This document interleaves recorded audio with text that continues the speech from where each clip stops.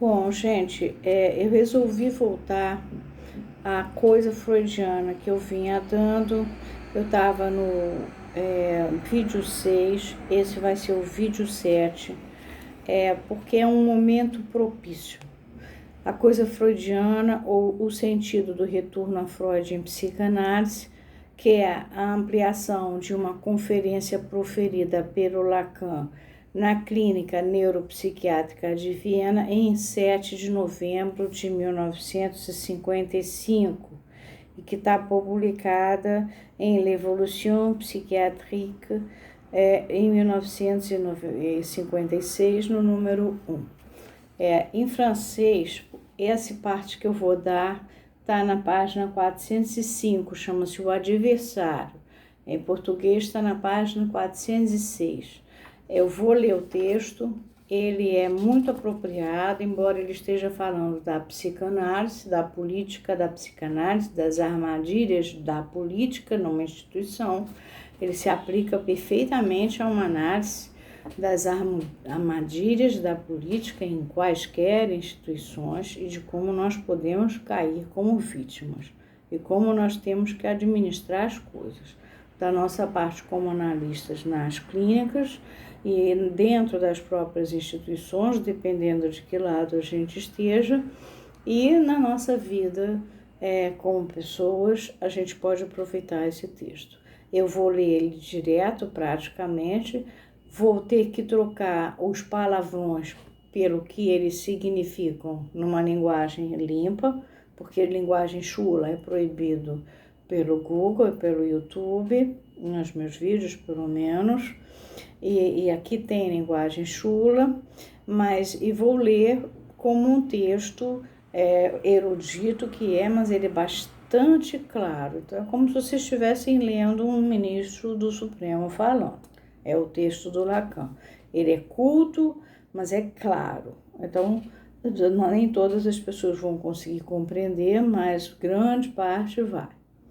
Os analistas, eu espero que entendam, mas outras pessoas também podem entender. E há muitos interessados em Lacan.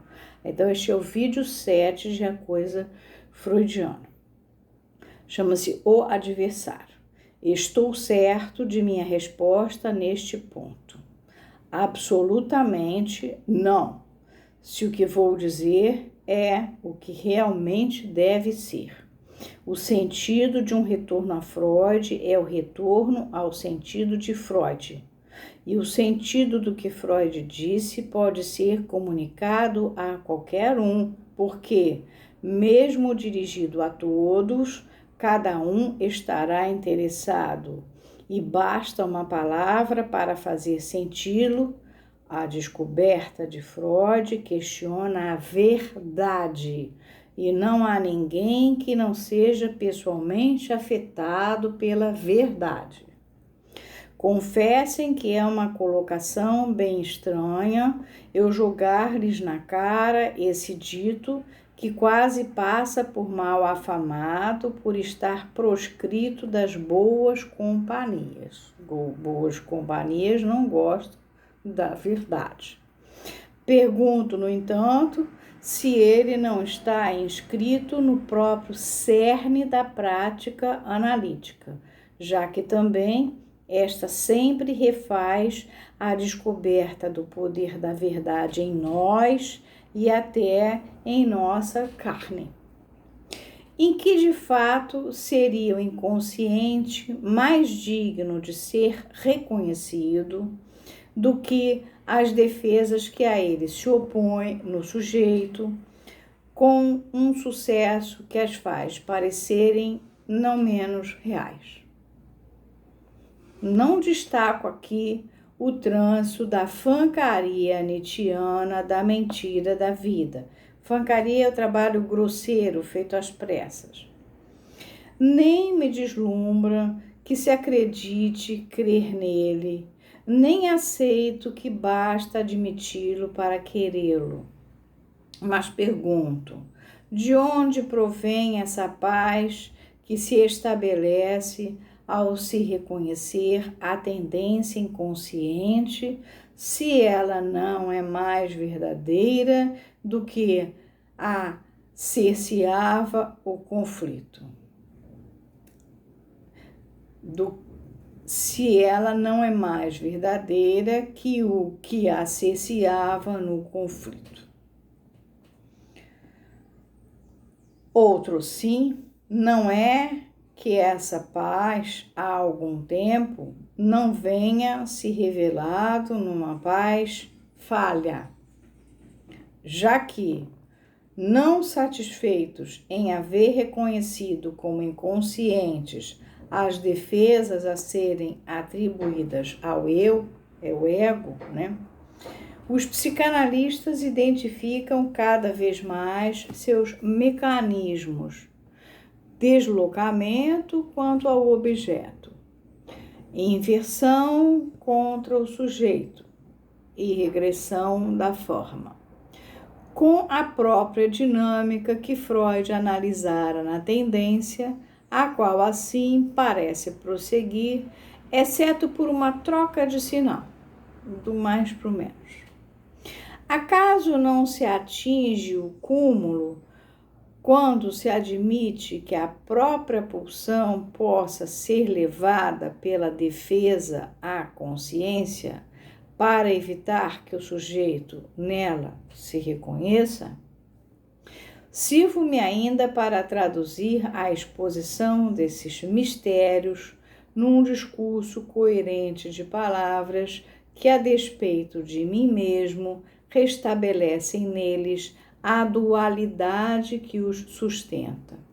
Mas não é que as árvores do encaminhamento técnico ocultem a floresta da teoria que deploro, mas que, por muito pouco, acreditaríamos estar na floresta de Bondy. Bondy, a antiga floresta de Bondy, nos arredores de Paris, costumava ser um antro de bandidos, exatamente daquele que se esquiva por trás de cada árvore, que deve haver árvores mais verdadeiras do que outras, ou, se vocês preferirem, que nem todas as árvores são bandidos.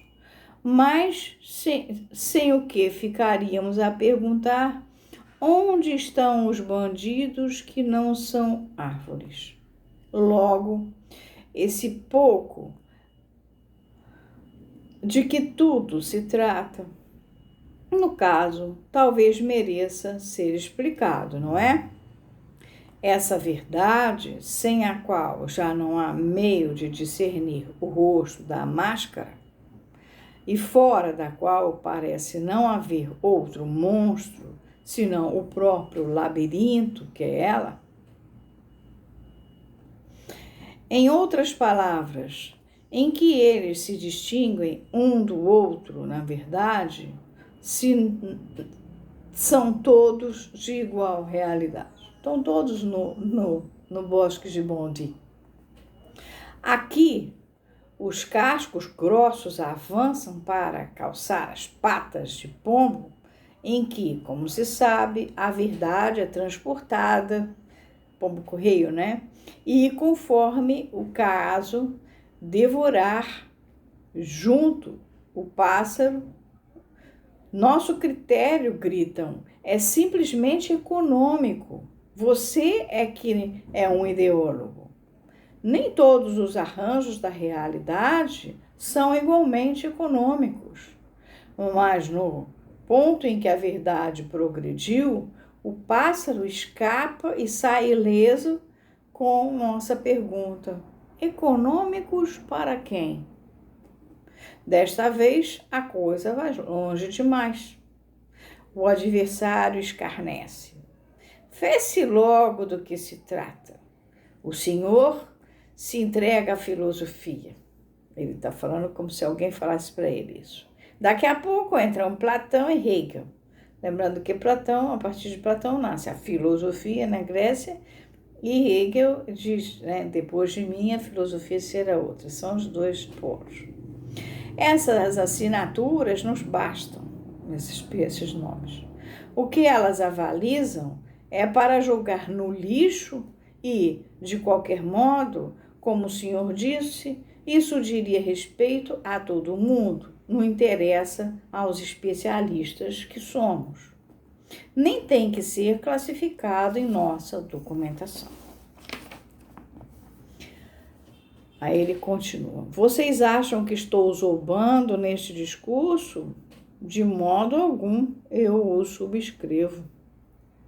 Se Freud não trouxe outra coisa ao conhecimento do homem, senão a verdade de que existe o verdadeiro, não há descoberta freudiana. Freud situa-se, então, na linha dos moralistas, nos quais se encarna uma tradição de análise humanista, via láctea no céu da cultura europeia, onde Balthazar Gracian e La Rochefoucauld figuram como estrelas de primeira grandeza e Nietzsche como uma supernova tão fulgurante quanto prontamente devolvida às trevas.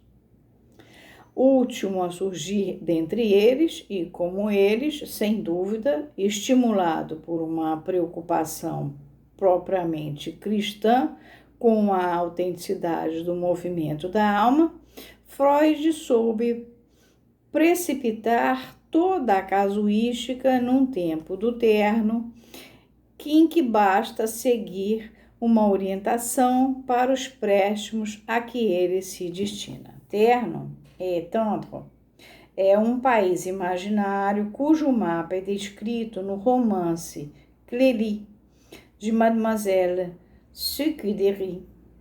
Suas orientações indicam o percurso para se chegar à ternura. Uma nota do editor. Sua objetividade, com efeito, está estritamente ligada à situação analítica, a qual, entre as quatro paredes, onde fica o consultório, que limitam o seu campo, dispensa perfeitamente que se saiba onde fica o norte, já que ele é confundido com o eixo longitudinal do divã, tido como dirigido à pessoa do analista. A psicanálise é a ciência das miragens que se estabelecem nesse campo, experiência única, aliás, bastante abjeta, mas que é impossível recomendar em demasia aos que pretendem introduzir-se no princípio das loucuras do homem, pois, por se mostrar aparentada com toda uma gama de alienações, ela as esclarece. Muita gente até hoje detesta a psicanálise. É uma ciência terrível, né? Ela abre para saber muita coisa. Essa linguagem é moderada, não fui eu que a inventei. Podemos ouvir um zelote. Zelote é aquele cara que simula ter zelo.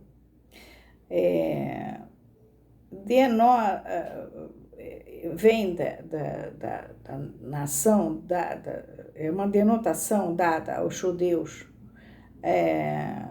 que se mostravam muito preocupados e que aí criaram a revolta da Judéia no tempo de Tito. De uma pretensa psicanálise clássica, definir esta última como uma experiência cujo privilégio está estritamente ligado às formas que regem sua prática e que não podem ser alteradas numa só linha, uma vez que, obtidas por um milagre do acaso, detenham acesso a uma realidade que transcende os aspectos da história e onde o gosto pela ordem e o amor pelo belo, por exemplo, têm seu fundamento permanente, a saber, nos objetos da relação pré-edipiana, antes da estruturação da criança. Aí eu vou ter que traduzir os palavrões para os excrementos e as pregas do ânus. Essa postura não pode ser refutada, já que nela as regras se justificam por seus resultados, que são tidos como comprobatórios da solidez de fundamento das regras. No entanto, nossas perguntas recomeçam a pulular. Como se deu esse prodigioso acaso? De onde vem essa contradição entre o imbróglio pré-edipiano a que se reduz a relação analítica para nós, modernos, e o fato de Freud não ter se dado por satisfeito enquanto não a reconduziu à posição do Édipo?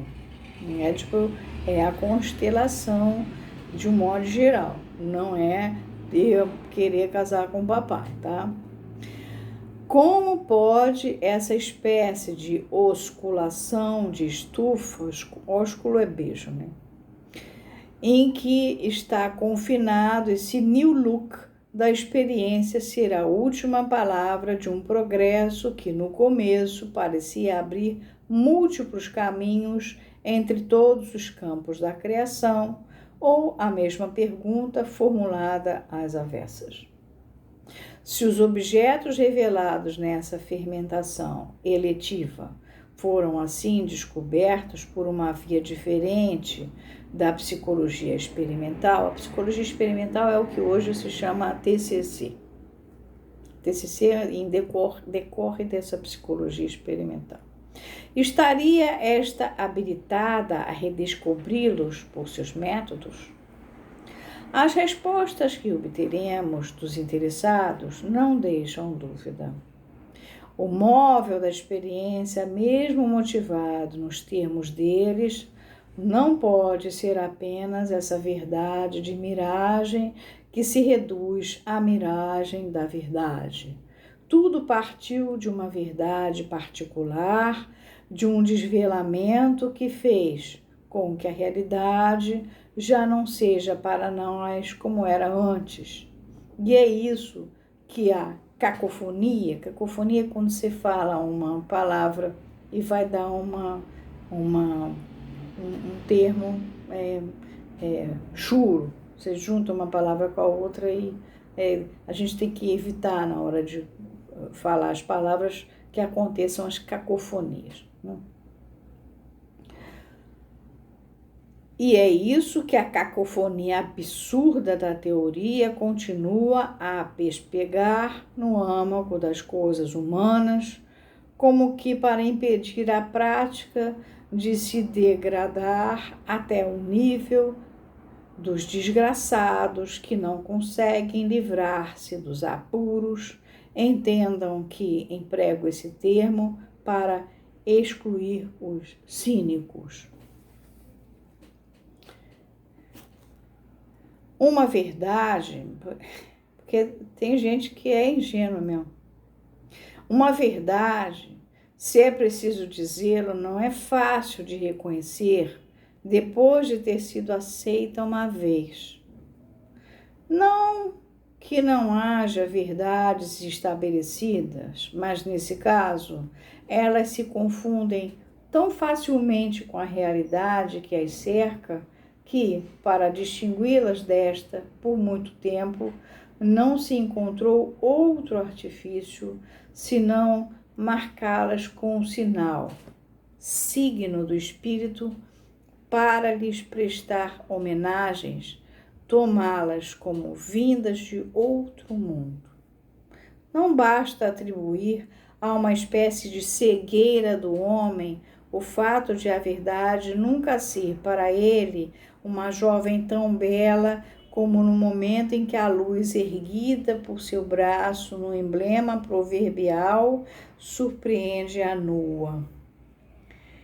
E é preciso fazer-se um pouco de bobo para fingir não saber nada do que acontece depois disso. Mas persiste a estupidez de uma franqueza taurina a se perguntar onde, afinal, se teria podido buscá-la antes, já que o emblema não ajuda a indicar o poço, lugar inconveniente e até mal cheiroso em vez do escrínio, onde toda forma preciosa deve conservar-se intacta. Termina isso aqui na página 409, em português, em francês, na página 408. Bom, eu espero que vocês tenham matéria para pensar o momento atual, político, institucional, econômico, sanitário, ecológico, os interesses e as santidades que surgem de repente porque estão contrariadas, então elas ficam doentes, ou elas não sabiam, ou na verdade não era isso que elas queriam, e assim vocês começam a acordar quando vocês virem os discursos dos nossos futuros candidatos aí, que vão chegar aí, a santidade que vai aparecer, e dos que estão saindo, como são bonzinhos. Então, a psicanálise tem outros serviços que, além do divã, como o Lacan disse, e as quatro paredes. Ela serve para a gente entender a humanidade no seu cerne mais sórdido, e como é que essa humanidade lida com a questão da verdade. Ele lembra que existem pessoas dignas, o problema é que elas estão todas dentro do bosque de Bondy, né? Uns são assaltados ali dentro, outros são bandidos. Tá bom? Beijo para vocês. Até a próxima. Esse foi o 7º vídeo da Coisa Freudiana. E eu li direto porque o texto fala por si. Beijo.